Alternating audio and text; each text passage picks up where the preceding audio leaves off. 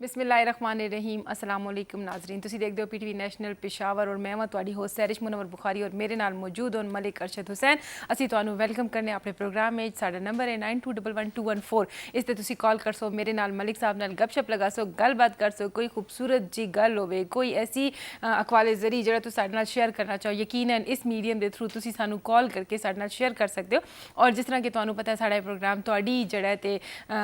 Call दे नाल ज़्यादा खूबसूरत हो जाता है। जदों तुसी शमूलियत करते हो साडे प्रोग्राम दे विचकार ते साडे प्रोग्राम नूं चार चंद लग जांदे असीं इंतज़ार करसीं, लेकिन असीं नाल नाल तुहानू ये भी बतासीं कि इस टाइम स्टूडियो दे विचकार साडे कोल बड़ी खूबसूरत जानी मानी पर्सनैलिटी मौजूद हैं और असीं देर न लगासीं, जल्दी जल्दी मलिक साहब नूं मैं रिक्वेस्ट करसां कि तुसी उन्हां दा इंट्रोडक्शन करा। जी सर जी, बहुत बहुत शुक्रिया जी। नाज़रीन तुहाडा भी बहुत बहुत शुक्रिया कि तुसी इस वक्त साडे नाल जुड़े हो जी। नाज़रीन अज साडे स्टूडियो की जीनत पढ़ने पे बड़े ही प्यारे मेहमान हैं जी। इन्हां दा नाम है ज़िया उल हक सरहदी साहब और मईशतदार हैं जी, राइटर हैं और पाक अफगान चैंबर जड़ा है और ताजरा की जी तंजीम है उस दे जरेन ते डायरैक्टर हैं। अपनी ज़ात की कारी अंजुमन हैं, कालम लिखते हैं तो दबा के लिखते हैं, बड़ा मज़ेदार लिखते हैं। उस दे अलावा सूफिया कराम दे उत्ते इन्होंने रोशनी के सफ़ीर व तिनको अधिकार जड़ा है दोबारा जो है रोशनी दे सफ़ीर के नाल किताब लिखी है। मैंने जिस तरह किया जी कि अपनी ज़ात की अंजुमन और इन्होंने ज़ात के इतने पहलू हैं जी कि अगर परोल दे रही हैं तो सारी रात भी गुजर जाए तो असीं उन्होंने कंप्लीट नहीं कर सकते। आपके थोड़ी मुलाकात करवाई जी ज़िया उल हक सरहदी साहब नाल। सर सर जी, क्या हाल है जी? बहुत शुक्रिया जी, बहुत मेहरबानी, सलामत रहो, मेहरबानी। किस तरह हो सर जी? अल्लाह दा बड़ा करम जी, बड़ी मेहरबानी, बहुत शुक्रिया जी, बहुत तुहाने शुक्रिया। साडे प्रोग्राम नूं टाइम दिता है और यकीनन साडी ये बैठक जिहड़ी है ते साडे उस पार बैठे जेह्ड़े लोग होन उन्हां वास्ते बड़ी फ्रूटफुल होसी। पहले ते तुसी अदबी हवाले नाल इक तुहाडा बहुत खूबसूरत नाम है और लोग तुहानू पहचान देन और तुहाने अदब दे हवाले नाल बड़ा काम कीता है। थोड़ा रोशनी पासो अदबी अपने कम ते और ये भी बतासो कि किस तरह तुहानू ये शौक पैदा होया? हाँ, बिस्मिल्लाहिर्रहमानिर्रहीम। सबसे पहले तो मैं PTV का नहायत मशकूर हाँ कि उन्होंने मैनू टाइम भी दिता है तो उन्होंने मैनू इतने अच्छे इस प्रोग्राम के कार मदू भी किया। जिस तरह तुहाने मैनू मेरा तारफ तो कराया है, मेरा अदब दे नाल जिहड़ा तल्लक है गुज़श्ता 35-40 साल से अदब दे नाल तल्लक है। चूँकि मैं स्कूल के ज़माने भी व कॉलेज के कार भी लिखने लिखाने का शौक भी है। पहले बचपन के कार जिसले साड़ियाँ मावां दादियाँ नानियाँ होंदियां बच्चे की कहानियाँ सुनानियाँ उसले और दूसरे साढ़े ज़माने के कार 2-3 बड़े मालूमाती बच्चों के मैगजीन होंगे, खिलौना, तालीम व तरबियत, चांद, इस किस्म के रसाले होंगे। वो कार असी परियां दियाँ जिन्हां दियां कहानियाँ वगैरह लिखने हैं। वह आस्ता आस्ता जिसले अगे वधियां तो वह लिखने लिखाने का वक्त सबसे पहले चूँकि मेरा चिश्तिया सिलसिले भी तल्लक है। जी जी माशाल्लाह। तो मैं वत औलिया कराम जो होते जो साढ़े 4 सिलसिले चिश्तिया सरवर्दिया नक्शबंदिया तो कादरिया उन्होंने सिलसिले इन 4 सिलसिले ने मेरी किताब है रोशनी दी सफ़ीर और मैंने लिखी है। वत हूँ तकरीबन 5-6-7 महीने पहले काफ़ी लोगों ने ख्वाहिश का इज़हार किया कि इस तो तुसी अपनी इनको ज़ुबान जी साड़ी मूँह बोली ज़ुबान है उहदे घर भी तर्जमा करो। तो ये क्रेडिट भी साड़ा गंदारा इनको बोर्ड है। मैं उन्होंने मशकूर हाँ कि उन्होंने इस किताब का तर्जमा भी आप ही कराया तो इस किताब का दोबारा मार्केट चाहिए। माशाल्लाह जी। सैरिश जी, ज़िया उल हक सरहदी साहब जिहड़े हैं इन्हां दा दम गनीमत है और अज दा मौका जिहड़ा है गनीमत जानते हुए जी असी तुहाडे से पुछे जी कि मईशत जिहड़ी है और मईशत की मजबूती किसी भी मुल्क की रीढ़ की हड्डी होंदी है जी। पाकिस्तान के हवाले से जिस तरह सबको पता है जी कि साडा इस वक्त माशी दबाव बहुत ज़्यादा है, माशी हालत जिहड़ी है तो ख़राब है। उस दे उत्ते यकतरफा तमाशा कह लिए या जो भी है, मतलब है कि इस विचकार जिहड़ी है बॉर्डर बंद है और दोनों तरफ से सामान का जोड़ा तो एक्सचेंज पे नहीं होता। तो तुसी बतौर कालम निगार, बतौर एक्सपर्ट, बतौर अरबाब इल्म दानिश और बतौर मईशतदान के फरमासो इस हवाले से? मलिक साहब गल ये कि जिस तरह सुने जो सवाल किया है, चूँकि मेरा इस शोबे के नाल तकरीबन 50 साल होने लगे इस कारोबार के नाल तल्लक है। चूँकि सुने तुरखम बॉर्डर की गल की यकीन नहीं कर शक नहीं गा तकरीबन अज 9वां दिन है कि साड़ा जो पाकिस्तान अफगानिस्तान जो साड़ा बॉर्डर है तुरखम का वो 9 दिन से बंद है। यकीनन इस दे बंद होने नाल चूँकि इस वक्त दोनों तरफ जी सूरत हाल है एक अंदाजे के मुताबिक तकरीबन 1500 से लैके 2000 ट्रक जोड़ा है साड़ा जो एक्सपोर्ट है या अफगान ट्रांसपोर्ट का जो सामान साढ़े अफगानिस्तान जी तजारत होती है उस पासे जाने वो तुरखम दे इस पार खलोते हुए। इसी तरह क्योंकि काबल लेकर अफगानिस्तान साइड वाल तुरखम दे उस पार तकरीबन 2,500-3,000 ट्रक खलोता है क्योंकि उन्होंने सीज़न है इस वक्त उन्होंने फ्रैश फ्रूट है, पेरिशेबल आइटम सब्जियां वन और इसी तरह सोप स्टोन है, एक पत्थर है जोड़ा कि 200-250 ट्रक रोज़ाना आंदा है, कोला उधरों आंदा है और उन्होंने मादनियात न इस वजह उन्होंने जो ट्रक न वो काफ़ी तादाद देकर उस पासे पाकिस्तान आने से खलोती हैं। तो दोनों जड़े जानब जड़े ट्रक न एक अंदाजे के मुताबिक तकरीबन 3 से लैके 4 मिलियन डॉलर का नुकसान होया है हूँ तक। तो साड़ी मईशत भी वो बड़े असरात मुरतब होंगे पे। कोशिश तो यही है कि अल्लाह करे कि बॉर्डर खुल जाए क्योंकि हाँ जी इसकी वजह साड़ा दूसरा मलिक साहब सानू पता है कि सदियां सी साड़ी जी तजारत है अफगानिस्तान के नाल और खासकर साड़ा सूबा खैबर पख्तूनख्वा जड़ा 80% 90% ਜਿਹੜੇ ਸਾਡੇ ਲੋਕ ਹਨ ਉਹ ਅਫਗਾਨਿਸਤਾਨ ਦੇ ਕੰਮ ਦੇ ਨਾਲ ਵਾਬਸਤਾ ਹਨ। ਜੀ ਜੀ ਅੱਲਾਹ ਕਰਸੀ ਜੀ ਕਿ इंशाअल्लाह जल्दी बेहतरी ਹੋਈ ਸੀ। मैं एक और मजेदार ਤੁਸੀਂ ਬੜਾ ਜ਼ਿਆਦਾ ਕਾਲਮ ਵਗੈਰਾ ਇਸ ਦੇ ਉੱਤੇ ਲਿਖਦੇ ਰਹਿੰਦੇ ਹੋ ਜੀ, ਇਹ ਜਿਹੜੀ ਖੁਸ਼ਗੋਦੀ ਦੇ ਬਾਰੇ ਡਰਾਈ ਪੋਰਟ ਦੇ ਹਵਾਲੇ ਸੀ ਉਹ ਤਾਂ ਹੈ ਵੀ ਨਹੀਂ ਤੇ ਤੁਸੀਂ ਕੀ ਮਤਲਬ ਹੈ ਕਿ ਚਾਹੁੰਦੇ ਹੋ ਕਿ ਕੀ ਹੋਵੇ? ਦੇਖੋ ਮਲਿਕ ਸਾਹਿਬ ਇਹ ਜਿਹੜਾ ਸਵਾਲ ਕੀਤਾ ਹੈ ਜਿਹੜੀ ਖੁਸ਼ਗੋਦੀ ਹੈ ਡਰਾਈ ਪੋਰਟ ਇਸ ਨੂੰ ਡਰਾਈ ਪੋਰਟ ਕਹਿੰਦੇ ਨੇ। ਜੀ ਜੀ ਇਹ ਕਿਉਂਕਿ ਪਾਕਿਸਤਾਨ ਦੇ ਕਾਰ ਸਾਡੀ ਹਕੂਮਤ ਦਾ ਇਹ ਏਜੰਡਾ ਆ ਕਿ ਹਰ ਸ਼ਹਿਰ ਦੇ ਕਾਰ ਇਹ ਡਰਾਈ ਪੋਰਟ ਉੱਥੇ ਕੈਂਪ ਕੀਤੇ ਜਸਨ ਖੁਸ਼ਗੋਦੀ ਤੇ ਹਰ ਸ਼ਹਿਰ ਦੇ ਜਿਹੜੇ ਲਾਹੌਰ ਹੋ ਗਿਆ, ਮੁਲਤਾਨ ਹੋ ਗਿਆ, ਫੈਸਲਾਬਾਦ ਵੱਡੇ ਵੱਡੇ ਜਿਹੜੇ ਸ਼ਹਿਰ ਸਿਆਲਕੋਟ ਹੋ ਗਿਆ, ਪਿਸ਼ਾਵਰ ਹੋ ਗਿਆ, ਅਸੀਂ ਕਾਰੋਬਾਰੀ ਲੋਕਾਂ ਨੂੰ ਉਹਨਾਂ ਦੀ ਦਲੀਜ਼ ਦੇ ਉੱਤੇ ਇਹ ਸਹੂਲਤਾਂ ਮੁਯੱਸਰ ਕਰ ਸੀ। 86 ਦੇ ਕਾਰ ਜਿਹੜਾ ਸਾਡਾ ਇੱਕ ਆਰਜੀ ਬੁਨਿਆਦਾਂ ਤੇ ਇੱਥੇ ਪਿਸ਼ਾਵਰ ਕੈਂਟ ਦੇ ਕਾਰ ਇੱਕ ਡਰਾਈ ਪੋਰਟ ਸਾਨੇ ਬਣਾਏ ਆ। ਉਸ ਵਕਤ ਦੇ ਜਿਹੜੇ ਵਜ਼ੀਰ ਰੇਲਵੇ ਆਏ ਨਿਸਾਰ ਮੁਹੰਮਦ ਖਾਨ ਮਰਹੂਮ ਉਹਨਾਂ ਨੇ ਸਾਨੂੰ ਇੱਥੇ ਅਗਵਾਨ ਟ੍ਰਾਂਜ਼ਿਟ ਟ੍ਰੇਡ ਦਾ ਜਿੱਥੇ ਅਸੀਂ ਕੰਮ ਪਹਿਲੇ ਸੀ ਕਰਨੇ ਪਏ ਹਾਂ, ਸਦੀਆਂ ਸੀ ਕਰਨੇ ਪਏ ਹਾਂ, ਇਹਦੇ 3 ਸ਼ੈੱਡ ਜਿਹੜੇ ਆਏ ਉਹ ਉਹਨਾਂ ਨੇ ਸਾਡੇ ਹੈਂਡ ਓਵਰ ਕੀਤੇ ਤੇ ਉਹਨਾਂ ਨੇ ਕਿਹਾ ਕਿ ਇਹ ਸਾਡਾ ਡਰਾਈ ਪੋਰਟ ਹੈ। ਤੇ ਮੈਂ ਚूँकि ਉਸ ਵਕਤ ਸਾਰਾ ਚੈਂਬਰ ਆਫ ਕਾਮਰਸ ਦੀ ਨੁਮਾਇੰਦਗੀ ਵੀ ਕਰਨਾ ਪਿਆ, मैंने उस वक्त उन्होंने तकरीर जिसले करते पे तो मैंने हथ खलवाया तो मैंने कहा जी सानू मेहरबानी करो, साड़ा सूबा बड़ा पसमानदा सूबा है, सानू जिस तरह बाकी शहरों के कार एक जदीद किस्म के ड्राई पोर्ट बढ़ा के देते हैं, सानू उस किस्म का ड्राई पोर्ट चाहिए। उन्होंने सानू किया है कि सर से बिल्कुल असी उस किस्म का भी बड़ा चाहिए, लेकिन फिलहाल आर्जी तौर पर असी सानू ड्राई पोर्ट बढ़ा के देने पाया। उसके बाद इंशाल्लाह असी एक जदीद किस्म का ड्राई पोर्ट बढ़ा सी। बस आस्ता आस्ता चूँकि साड़ी जदोजहद लगी रही है, चूँकि मैं सराज चैम्बर ऑफ कामर्स का भी सीनियर वाइस प्रेजिडेंट रह चुका हूँ, मतलब पाक अवान जैन चैम्बर का डायरैक्टर तो सीनियर वाइस प्रेजिडेंट उधर भी हाँ। ये अलावा जो साड़ा पाकिस्तान का सबसे बड़ा इदारा है FPCCI federation of Pakistan chamber of commerce, उदी भी स्टैंडिंग कमेटी जी रेलवे उधर भी मैं एडवाइज़र का रुकन भी रह चुका हूँ। अल्लाह के एहसान के अलावा और भी मैं मुख्तलिफ बस साने उसी बाद कोशिश की तो ये आज से 3 साल पहले अजाखेल दे कार अजाखेल नौशहरे के करीब उत्थे 28 एकड़ के उत्ते ड्राई पोर्ट बना है, जिसते तकरीबन 60 करोड़ रुपए से ज़्यादा खर्चा आया पाकिस्तान रेलवे का। लेकिन बदकिस्मती नाल उस जिसले साढ़े सबक वज़ीर आज़म साहब का इफ्तिताह भी करते मौके उत्ते मैं भी उत्थे मौजूद आया। साने उस वक्त भी ये मुतालबा किया कि अगर इस ड्राई पोर्ट को साने कामयाब करना है तो इतों तुसी साड़ी एक्सपोर्ट कार्गो का ट्रेन का इजरा किया जाए। इसी तरह कराची से जोड़े साढ़े माल बजरिया ट्रेन चूँकि अल्लाह के एहसान है साढ़े सूबे के 4-5 इंडस्ट्री स्टेट बने हुए, इन्हों का रॉ मटीरियल जोड़ा है वो भी ट्रेन के जरिए इतने ड्राई पोर्ट पर आए ताकि जोड़े इतने कारखाने उन्होंने सामान बर वक्त पहुँचे। ये अलावा साड़ा अगवान ट्रांजिट ट्रेड 1965 का मुआहदा जड़ा 45 साल तक वो बजरिए ट्रेन आंदा आ रेल के जरिए। बस उसी बाद 2010 के कार नवा मुआहदा है, वो कार रेलवे के कार इन्होंने पाबंदी नहीं लगाई, लेकिन ये पहले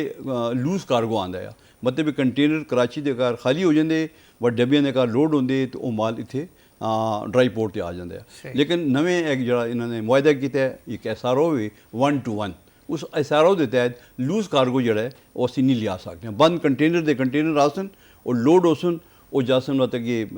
तुरखम से अगे जासन जलालाबाद वत काबुल जासन वत उथे मासूल होसी वत वो खाली कंटेनर जड़े वो वत दोबारा कराची आसन। ये जरा ट्रांजिट टाइम है ये तकरीबन 1 महीना 1.5 महीना लग जाता है। लेकिन चूँकि वो कंटेनर जोड़े होंगे वो साढ़े नहीं होंगे, ना मालिक माल के होंगे, वो शिपिंग कंपनियों के कंटेनर होंगे। एक कंटेनर चूँकि सानू उहदे ट्रांजिट टाइम जोड़ा होंगे वो 10 दिन का होंगे, मतलब जिस दिन साड़ा कंटेनर कराची पहुँचता है ਤੇ ਸ਼ਿਪਿੰਗ ਕੰਪਨੀ ਜਿਹੜੀ ਹੈ ਉਹ ਸਾਨੂੰ ਕਹਿੰਦੀ ਤੁਸੀਂ 10 ਦਿਨ ਦੇ ਅੰਦਰ ਜਾਂ 15 ਦਿਨ ਦੇ ਅੰਦਰ ਜਾਂ 20 ਦਿਨ ਦੇ ਹਰ ਇੱਕ ਦਾ ਆਪਣਾ ਸਿਸਟਮ ਹੈ ਕਿ ਸਾਨੂੰ ਇਹ ਖਾਲੀ ਕੰਟੇਨਰ ਤੁਸੀਂ ਕਰਕੇ ਦਿਓ। ਅਗਰ ਖਾਲੀ ਕੰਟੇਨਰ ਤੁਸੀਂ ਨਾ ਕਰ ਸੋ ਤਾਂ $120 ਸੀ ਲੈ ਕੇ $180 ਪਰ ਡੇ ਖਰਚਾ ਤੁਸੀਂ ਅੰਦਾਜ਼ਾ ਲਾਓ ਇਹਨੂੰ ਡੈਮਰੇਜ ਜਾਂ ਡਿਟੈਂਸ਼ਨ ਚਾਰਜ ਉਸ ਨੂੰ ਕਹਿੰਦੇ ਇਹ ਉਹਦੇ ਲੱਗ ਸੀ। ਹੁਣ ਹਰ ਇੱਕ ਕੰਟੇਨਰ ਦੇ ਉੱਤੇ ਤਕਰੀਬਨ 3 ਲੱਖ 4 ਲੱਖ 5 ਲੱਖ ਤੇ ਅਫਗਾਨੀ ਜਿਹੜੇ ਨੇ ਉਹ ਵਿਚਾਰੇ ਉਹ ਕਹਿੰਦੇ ਕਿ ਬਈ ਇਹ ਤੁਹਾਡੀ ਪਾਲਿਸੀ ਹਨ ਜਿਹਦੀ ਵਜ੍ਹਾ ਨਾਲ ਪਹਿਲੀ ਵੀ ਸਾਡਾ 70% ਜ਼ਿਆਦਾ ਕਾਰੋਬਾਰ ਜਿਹੜਾ ਆ ਉਹ ਚਾਬਹਾਰ ਤੇ ਬੰਦਰ ਅਬਾਸ ਦੇ ਰਸਤੇ ਮੁੰਤਕਿਲ ਹੋ ਗਿਆ ਹੈ। ਸਾਨੇ ਜਿਸ ਕੋ ਵਜ਼ੀਰ ਆਜ਼ਮ ਸਾਹਿਬ ਨੇ ਇਹਦਾ ਇਫਤਿਤਾਹ ਕੀਤਾ ਹੈ ਤੇ ਸਾਨੇ ਇਹ ਮੁਤਾਲਬਾ ਕੀਤਾ ਹੈ ਇਸ ਨੂੰ ਗੀਤਾ ਕਹਿੰਦੇ ਨੇ goods in transit to Afghanistan. ਇਸ ਜਿਹੜਾ ਕਾਰੋਬਾਰ ਹੈ ਇਹ ਜਿਹੜਾ ਟ੍ਰਾਂਜ਼ਿਟ ਦਾ ਹੁੰਦਾ ਇਸ ਨੂੰ ਗੀਤਾ ਕਹਿੰਦੇ ਨੇ ਤੇ ਇਸ ਨੂੰ ਵੀ ਬਜ਼ਰੀਏ ਟ੍ਰੇਨ ਆਉਣਾ ਚਾਹੀਦਾ ਹੈ ਤਾਂ ਕਿ ਇੱਕ ਤਾਂ ਸਾਡਾ ਰੇਲ ਦਾ ਪਹੀਆ ਚੱਲਦਾ ਰਹੇ ਤੇ ਉਹਦੇ ਨਾਲ ਨਾਲ ਸਾਡਾ ਜਿਹੜਾ ਡਰਾਈ ਪੋਰਟ ਹੈ ਉਹ ਵੀ ਕਾਮਯਾਬੀ ਨਾਲ ਹੋਵੇ। ਦੂਸਰਾ ਸਾਡੀ ਐਕਸਪੋਰਟ ਗੁਜ਼ਸ਼ਤਾ ਦੇਖੋ ਇੱਕ ਪਾਸੇ ਤੇ ਅਸੀਂ ਦਾਅਵਾ ਕਰਨੇ ਆ ਹਰ ਉਹ ਮੁਲਕ ਕਾਮਯਾਬ ਜਾਂ ਖੁਸ਼ਹਾਲ ਹੁੰਦਾ ਹੈ ਜਿਹਦੀ ਐਕਸਪੋਰਟ ਜ਼ਿਆਦਾ ਸੇ ਜ਼ਿਆਦਾ ਹੋ ਸੀ ਕਿਉਂਕਿ ਤੁਸੀਂ ਐਕਸਪੋਰਟ ਕਰ ਸੋ ਤੇ ਸਾਨੂੰ ਫਾਰਨ ਐਕਸਚੇਂਜ ਮਿਲ ਸੀ ਡਾਲਰ ਬਾਹਰੋਂ ਆਸਨ ਸਾਡੇ ਕੋਲ ਇੱਥੇ ਕਿਉਂਕਿ ਸਾਡੀ ਐਕਸਪੋਰਟ ਅੱਲਾ ਦੇ ਸਾਹ ਨੇ ਸਾਡੇ ਸੂਬੇ ਦੇ ਘਰ ਜੈਮਸ ਮਾਰਬਲ ਹੈਂਡੀਕ੍ਰਾਫਟ ਹਨੀ ਕਾਰਪੇਟ ਇਹਦੇ ਇਲਾਵਾ ਫਰਨੀਚਰ ਮਾਚਿਸ ਦੀ ਸਭ ਤੋਂ ਵੱਡੀ ਇੰਡਸਟਰੀ ਸਾਡੇ ਕੋਲ ਹੈ ਸਾਡੇ ਸੂਬੇ ਦੇ ਘਰ ਹੈ ਬਲਕਿ ਏਸ਼ੀਆ ਦੇ ਘਰ ਕਹਿੰਦੇ ਸਭ ਤੋਂ ਵੱਡੀ ਇੰਡਸਟਰੀ ਜਿਹੜੀ ਹੈ ਜੀ ਹਾਂ। ਹੁਣ ਇਹ ਜਿਹੜਾ ਸਾਰਾ ਸਾਮਾਨ ਹੈ ਸਾਡੇ ਐਕਸਪੋਰਟਰ ਵਿਚਾਰੇ ਪਹਿਲੇ ਰੇਲ ਦੇ ਜ਼ਰੀਏ ਮਾਲ ਭੇਜਦੇ ਕਿਉਂਕਿ ਰੇਲ ਗੁਜ਼ਸ਼ਤਾ 20 ਸਾਲਾਂ ਸੇ ਬੰਦ ਹੋ ਗਈ ਹੈ ਇਥੋਂ ਨਹੀਂ ਜਾਂਦੀ ਪਈ ਐਕਸਪੋਰਟ ਉਧਰੋਂ ਰੇਲ ਦੇ ਜ਼ਰੀਏ ਨਹੀਂ ਹੁੰਦਾ ਪਿਆ। ਹੁਣ ਇਹ ਜਿਹੜੇ ਕਾਰੋਬਾਰੀ ਲੋਕ ਹਨ ਇਹ ਨਹੀਂ ਕਿ ਵਿਚਾਰੇ ਬੈਠ ਗਏ ਇਹ ਵਿਚਾਰੇ ਹੁਣ ਆਪਣੇ ਪ੍ਰਾਈਵੇਟ ਟਰੱਕਾਂ ਦੇ ਘਰ ਮਾਲ ਲੋਡ ਹੁੰਦਾ ਇੱਥੋਂ ਸਿਵਾ ਜਾਂਦਾ ਕਰਾਚੀ ਕਸਟਮ ਇਹਦਾ ਹੁੰਦਾ ਹੈ ਤੇ ਉਸ ਤੋਂ ਬਾਅਦ ਮੁxtਲਿਫ ਮੁਲਕਾਂ ਦੇ ਘਰ ਚਲਾ ਜਾਂਦਾ ਹੈ। ਕਿਉਂਕਿ ਮੈਂ ਨੁਮਾਇੰਦਗੀ ਇਸ ਲਈ ਕਰਨਾ ਪਿਆ ਵਾਂ ਫਰੰਟੀਅਰ ਕਸਟਮ ਏਜੰਟ ਐਸੋਸੀਏਸ਼ਨ ਇਹ ਸਾਡਾ 1976 ਸੀ ਕਲੀਨਿੰਗ ਏਜੰਟਾਂ ਦਾ ਇੱਕ ਬਾਡੀ ਹੈ ਮੈਂ ਉਹਦਾ ਵੀ ਸਦਰ ਹਾਂ। ਇਸ ਇਕਦਾਮ ਦੇ ਨਾਲ ਮੇਰੇ ਸੂਬੇ ਦੇ 176 ਕਸਟਮ ਕਲੀਨਿੰਗ ਏਜੰਟ ਉਹ ਬੇਰੁਜ਼ਗਾਰ ਹੋ ਗਏ ਕਿਉਂਕਿ ਉਹ ਜਿਹੜੀ ਜਦ ਤੱਕ ਡਾਕੂਮੈਂਟ ਫਾਈਲ ਨਾ ਕਰ ਸੀ ਕਿਉਂਕਿ ਕੰਮ ਤਾਂ ਸਾਰਾ ਕਰਾਚੀ 'ਚ ਹੁੰਦਾ ਪਿਆ ਇੱਧਰ ਤਾਂ ਸਾਡੇ ਕੋਲ ਹੈ ਨਹੀਂਗਾ। ਲਿਹਾਜ਼ਾ ਹੁਕੂਮਤ ਨੂੰ ਚਾਹੀਦਾ ਹੈ ਕਿ ਅਗਰ ਇਸ ਡਰਾਈਪੋਰਟ ਨੂੰ ਫਾਲ ਕਰਨਾ ਨੇ ਡਰਾਈਪੋਰਟ ਸਾਡੇ ਸੇ ਬਣਾ ਤੇ ਇਹ ਜਿਹੜੀ ਚੀਜ਼ਾਂ ਦਾ ਮੈंने ਜ਼ਿਕਰ ਕੀਤਾ ਹੈ ਇੱਧਰੋਂ ਰੇਲ ਦਾ ਇਜਰਾ ਕੀਤਾ ਜਾਵੇ ਤਾਂ ਕਿ ਸਾਡੀ ਐਕਸਪੋਰਟ ਵੀ ਤੋਂ ਜ਼ਿਆਦਾ ਸੇ ਜ਼ਿਆਦਾ ਹੋਵੇ ਤੇ ਜਿਹੜੇ ਬਾਕੀ ਸਾਡੇ ਰਾ ਮਟੀਰੀਅਲ ਹੈ ਜਾਂ ਜਿਹੜੇ ਬਾਕੀ ਮਾਲ ਉਹ ਸਾਡੇ ਬਦਲੇ ਟ੍ਰੇਨ ਆਉਣੇ ਚਾਹੀਦੇ ਨੇ ਤਾਂ ਕਿ ਸਾਡਾ ਸੂਬਾ ਜਿਹੜਾ ਹੈ ਇਹ ਕਾਮਯਾਬੀ ਨਾਲ ਅੱਛਾ ਇਹ ਬਤਾਓ ਕਿ ਜਿਸ ਤਰ੍ਹਾਂ ਤੁਹਾਨੂੰ ਕੰਪੈਰੀਜ਼ਨ ਬਤਾਇਆ ਕਿ ਟ੍ਰੇਨ ਤੇ ਟਰੱਕਸ ਆਇਆ ਇਸ ਦੇ ਨਾਲ ਜਿਹੜੇ ਬਿਜ਼ਨਸਮੈਨ ਹੋਣ ਇਹਨਾਂ ਨੂੰ ਕੋਈ ਫਾਇਦਾ ਹੋ ਸੀ ਜਿਹੜਾ ਅਗਰ ਰਾ ਮਟੀਰੀਅਲ ਬਜ਼ਰੀਆ ਟ੍ਰੇਨ ਮੰਗਾਉਂਦੇ ਨੇ ਆਇਆ ਫਿਊਲ ਕੰਜ਼ੰਪਸ਼ਨ ਜਾਂ ਪੇਮੈਂਟ ਚਾਰजेस ਦੇ ਵਿਚਕਾਰ ਕੁਝ ਕਿਸੇ ਹੱਦ ਤੱਕ ਇਹਨਾਂ ਨੂੰ ਅਕੋਮੋਡੇਟ ਹੋ ਸਨ ਕਿ ਨਾ ਹੋ ਸਨ। ਬਿਲਕੁਲ ਬੜਾ ਅੱਛਾ ਸਵਾਲ ਕੀਤਾ ਹੈ ਇਸ ਤਰ੍ਹਾਂ ਜੀ ਕਿ ਟ੍ਰੇਨ ਜਿਹੜੀ ਹੈ ਨਾ ਉਹਦਾ ਇੱਕ ਜਿਹੜਾ ਫਰੇਟ ਹੈ ਉਹ ਇੱਕ ਮੁਕਰਰ ਕੀਤਾ ਗਿਆ ਹੈ ਮਤਲਬ ਜ਼ਾਹਿਰ ਜਿਸ ਲਈ ਡੀਜ਼ਲ ਦੀ ਕੀਮਤ ਵੱਧਦੀ ਹੈ ਤੇ ਜਾਂ ਕੀਮਤਾਂ ਔਰ ਉੱਤੇ ਜਾਂਦੀਆਂ ਤੇ ਵੱਧ ਬਕਾਇਦਾ ਇਹਨਾਂ ਦਾ ਇੱਕ ਐਡਵਾਈਜ਼ਰੀ ਕਮੇਟੀ ਹੈ ਮੈਂ ਐਡਵਾਈਜ਼ਰੀ ਕਮੇਟੀ ਜਿਹੜੀ ਰੇਲ ਵੀ ਹੈ ਉਹਦਾ ਵੀ ਰੁਕਣ ਉਹ ਵੱਧ ਬਕਾਇਦਾ ਸਾਡੇ ਸੀ ਪੁੱਛਦੇ ਨੇ ਬਲਕਿ ਇੱਥੋਂ ਤੱਕ ਹੁੰਦਾ ਹੈ ਕਿ ਰੇਲਵੇ ਦਾ ਜਿਸ ਟਾਈਮ ਟੇਬਲ ਵੀ ਚੇਂਜ ਹੁੰਦਾ ਨਾ ਉਹ ਵੀ ਐਡਵਾਈਜ਼ਰੀ ਕਮੇਟੀ ਸੀ ਪੁੱਛਿਆ ਜਾਂਦਾ ਕਿ ਮੀਆਂ ਅਸੀਂ ਖੈਬਰ ਮੇਲ ਅਸੀਂ ਰਾਤੀ 10 ਵਜੇ ਚਲਾਉਂਦੀ ਆਏ ਸਾਡੇ ਸੂਬੇ ਨੂੰ ਇਹ ਵਕਤ ਸਹੀ ਹੈ ਜਾਂ ਨਹੀਂ ਪਤਾ ਵੀ ਸਲਾਹ ਮਸ਼ਵਰਾ ਹੁੰਦਾ ਤੇ ਕਿਰਾਇਆ ਦਾ ਵਧਾ ਦੇਣਾ ਇਹ ਤਾਂ ਬਹੁਤ ਵੱਡੀ ਗੱਲ ਹੁੰਦੀ ਹੈ ਇਹ ਲੇਕਿਨ ਇੱਥੇ ਕਿਉਂਕਿ ਹੁਣ ਰੇਲ ਦੇ ਜ਼ਰੀਏ ਮਾਲ ਨਹੀਂ ਆਉਂਦਾ ਹੁਣ ਬਾਂਡਡ ਕੈਰੀਅਰ ਹੈ ਇੱਕ ਤੇ ਪ੍ਰਾਈਵੇਟ ਟਰੱਕ ਹੁੰਦੇ ਨੇ ਇੱਕ ਬਾਂਡਡ ਕੈਰੀਅਰ ਹੈ ਬਾਂਡਡ ਕੈਰੀਅਰ ਇਹ ਹੈ ਕਿ ਉਹਨਾਂ ਨੇ ਜਿਹੜਾ ਸਾਡੇ FBI ਦਾ ਇਦਾਰਾ ਹੈ ਉਹਨਾਂ ਸੀ ਇਹਨਾਂ ਨੇ ਲਾਇਸੈਂਸ ਲਿੱਤੇ ਹੋਏ ਨੇ ਹਰ ਇੱਕ ਬਾਂਡਡ ਕੈਰੀਅਰ ਦੇ ਕੋਲ 50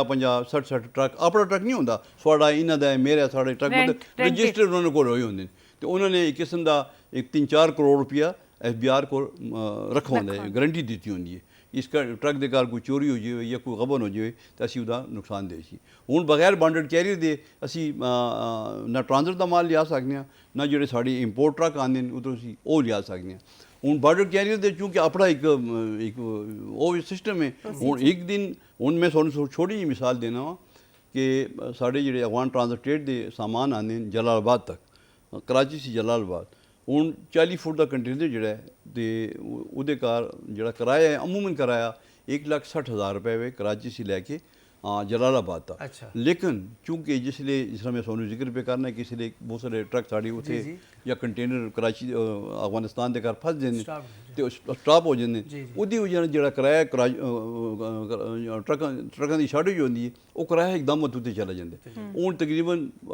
ਇਹ ਬਾਰਡਰ ਬੰਦ ਹੋਣੇ ਸੀ ਪਹਿਲੇ ਜਿਹੜੀ ਸਹੂਲਤ ਆ ਲਈ ਉਹ ਤਕਰੀਬਨ 4 ਲੱਖ ਰੁਪਇਆ ਉਹਦਾ ਕਿਰਾਇਆ ਆ ਇਸੇ ਤਰ੍ਹਾਂ ਜਿਹੜਾ ਸਵਾਲ ਨੇ ਸਵਾਲ ਕੀਤਾ ਕਿ ਕਾਰੋਬਾਰੀ ਲੋਕਾਂ ਨੂੰ ਕੀ ਫਾਇਦਾ ਹੈ ਉਹ ਕਾਰੋਬਾਰੀ ਰੇਲ ਦਾ ਜਿਹੜਾ ਹੁੰਦਾ ਹੈ ਉਹ ਫਿਕਸ ਕਿਰਾਇਆ ਹੁੰਦਾ ਹੈ ਹਰ ਇੱਕ ਨੂੰ ਪਤਾ ਦੇਖੋ ਕਾਰੋਬਾਰੀ ਬੰਦਾ ਜਿਸ ਲਈ ਆਪਣਾ ਕਾਰੋਬਾਰ ਕਰਦਾ ਹੈ ਤੇ ਸਭ ਤੋਂ ਪਹਿਲੇ ਉਹ ਦੇਖਦਾ ਕਿ ਮੈਨੂੰ ਇਹਦੇ ਕਾਰ ਕਿੰਨਾ ਫਾਇਦਾ ਹੈ ਕਿੰਨਾ ਨੁਕਸਾਨ ਹੈ ਮੇਰਾ ਕਿੰਨਾ ਖਰਚਾ ਆ ਸੀ ਮਤਲਬ ਜ਼ਾਹਿਰ ਯਕੀਨ ਹੈ ਬਿਜ਼ਨਸ ਦੀ ਪੂਰੀ ਫਿਜ਼ੀਬਿਲਿਟੀ ਇਹਦੇ ਕਾਰ ਇਹਦੇ ਕਾਰ ਹੁਣ ਇਹ ਕਿ ਜਿਹੜੇ ਪ੍ਰਾਈਵੇਟ ਟਰੱਕ ਹਨ ਇਹਦੇ ਕਾਰ ਸਮਝ ਨਹੀਂ ਪੈਂਦੀ ਇਹਨਾਂ ਨੂੰ ਕਿ ਇੱਕ ਦਿਨ ਕਿਰਾਇਆ ਇੱਕ ਹੁੰਦਾ ਹੈ ਦੂਸਰੇ ਦਿਨ ਕਿਰਾਇਆ ਦੂਸਰਾ ਹੁੰਦਾ ਲੇਕਿਨ ਚੂੰਕਿ ਰੇਲਵੇ ਦਾ ਆਪਣਾ ਇੱਕ ਸਿਸਟਮ ਹੈ ਅੰਗਰੇਜ਼ਾਂ ਦੇ ਜ਼ਮਾਨੇ ਦਾ ਇੱਕ ਸਿਸਟਮ ਚੱਲਦਾ ਵੀ ਹੈ ਇਸ ਨੂੰ ਸਹੀ ਸਾਹਿਬ ਬੜਾ ਮਜ਼ਾ ਵੀ ਆਉਂਦਾ ਹੈ ਔਰ ਬੜੀ ਗੰਭੀਰ ਗलन शहरी जी तो सिर से भी गुजरती है मेरे भी सिर से भी गुजरती है ये बहुत ही मतलब एक पेचीदा सब्जेक्ट है और मैं समझना जी कि बड़ी कमाल है तो आने कि इसनू समझे और अगे तुसी इसनू जो है ऑपरेट पे कर दियो बहुत ज़बरदस्त जी ये लफ्ज़ आने सुना जी टिफिन कैरियर तो सुना या साइकिल कैरियर तो सुना या बॉन्डेड कैरियर भी कार आ गया मैं पहली दफ़ा मैं सुन ला जी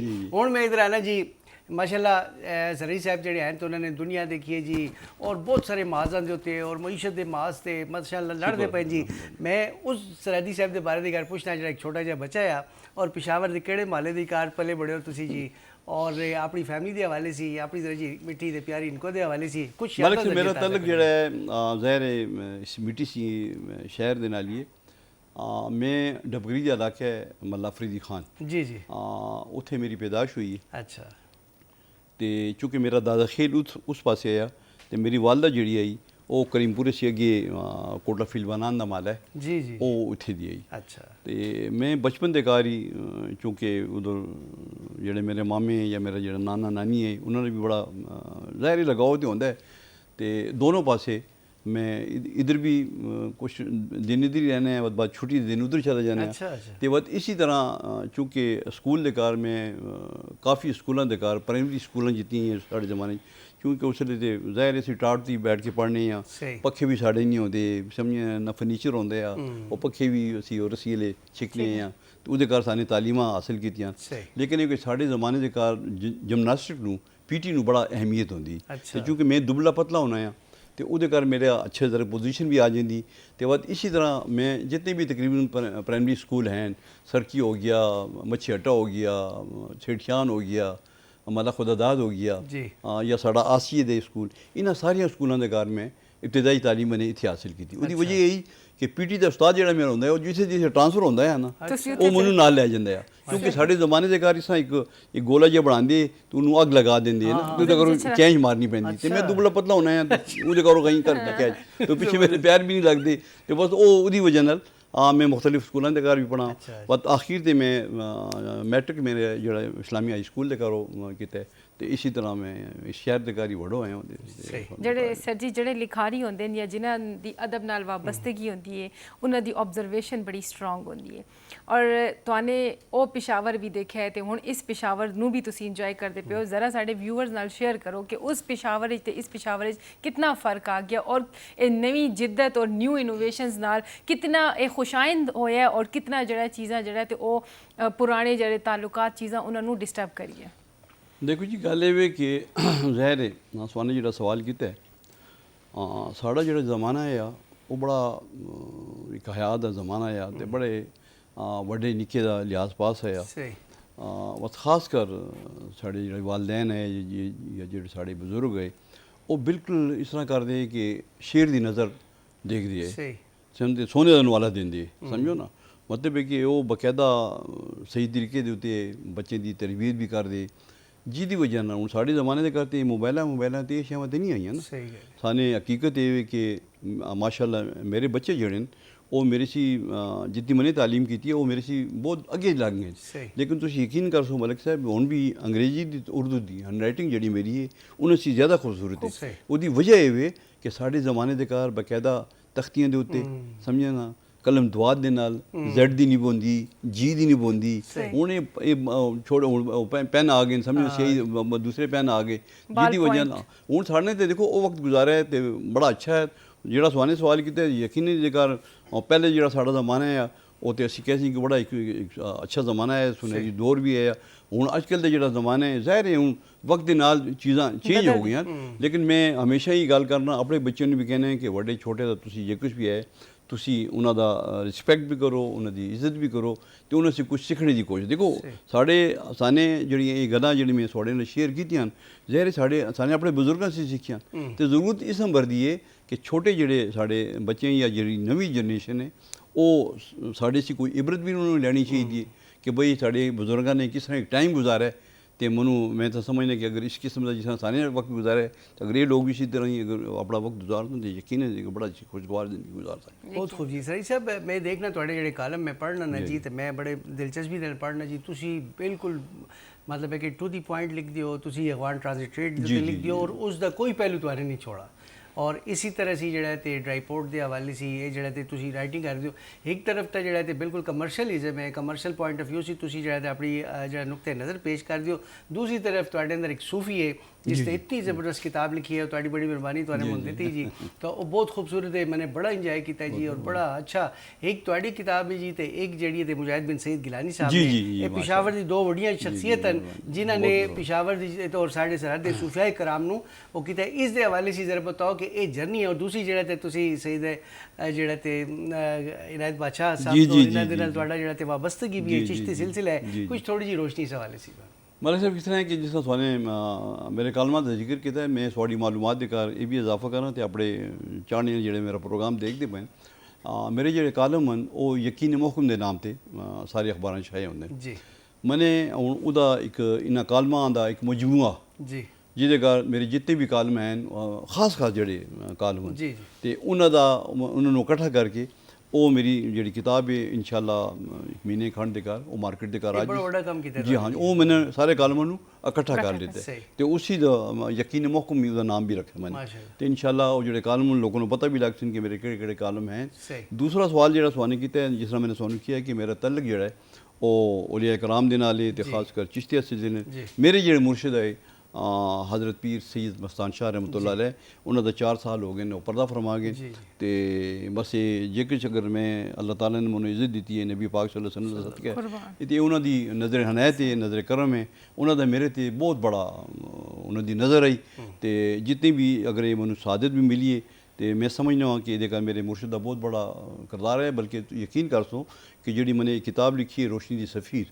ये 9 साल की जिक्र लगे 9 साल तुम कह सको यार 9 साल तू ही लिखता रही है, नहीं ये गल नहीं आई।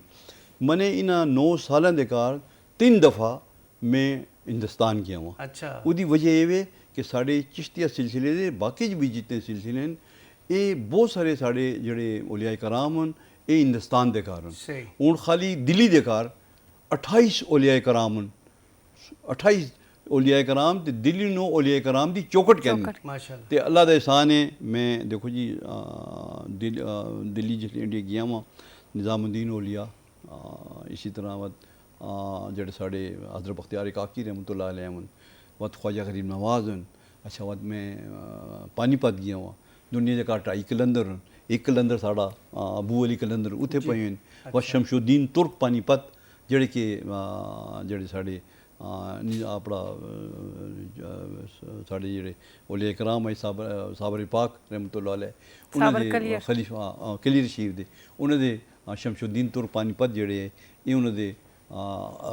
अच्छे मतलब खास खलीफा भी है तो इन्हों का भी जो मज़ार है वो पानीपत के घर आया उत्थे भी मैनू जाने की सादत हुई है तो उन्होंने भी इन्होंने मज़ारों से गया वा। इसके अलावा बाकी भी काफ़ी उत्थे